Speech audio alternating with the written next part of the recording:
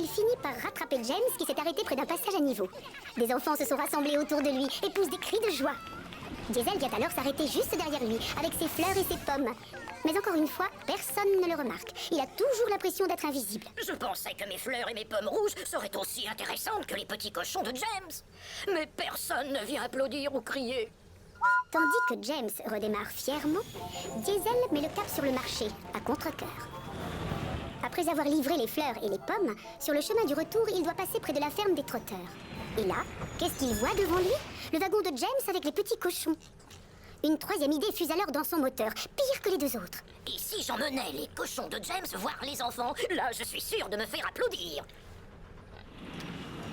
Sans hésiter une seconde, Diesel s'attelle au wagon de James.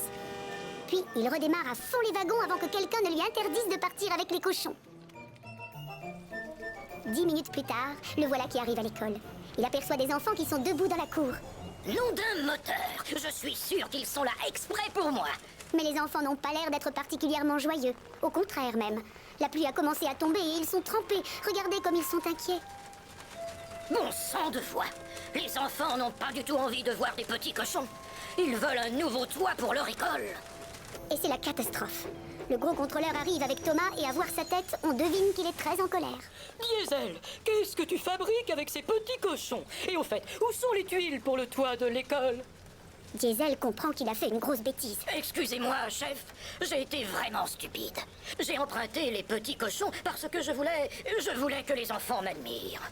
Mais là, je vois bien qu'ils se moquent complètement des petits cochons. Ils veulent juste un toit pour leur école. C'est exact, mon grand. Et tu vas arranger ça. Maintenant. Diesel ne perd pas une seule seconde. Il est prêt à tout pour que les enfants retrouvent le sourire.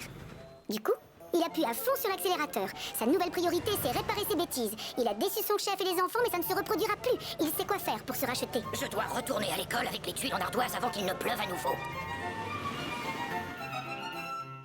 5 minutes après, le voilà de retour à la ferme. Pardonnez-moi, monsieur Trotteur, j'ai pris les cochons pour les montrer aux enfants. En fait, je voulais qu'ils m'admirent autant que James. Maintenant, je sais que j'aurais dû livrer les tuiles à l'école. C'était beaucoup plus important. Monsieur Trotter est trop content de récupérer les cochons pour gronder Diesel. Au moins, une chose de réglée. On peut passer à l'étape suivante. Quelques minutes plus tard, Diesel est de retour sur la voie qui mène à l'école. Et il roule aussi vite que ses roues le lui permettent. Il lui faut peu de temps pour arriver à l'école où les enfants l'attendent toujours. Tout va bien, les enfants. J'ai les tuiles pour refaire le toit. Les enfants se mettent alors à applaudir et à hurler de joie. Hurrah! Merci Diesel! Plus besoin de parapluie! Hip hip hip! Hurrah! Diesel entend les enfants qui lui crient « Bravo, merci !» et il sourit quand il les voit applaudir. Ça me va droit au cœur. Merci à tous. Qu'est-ce que je suis contente.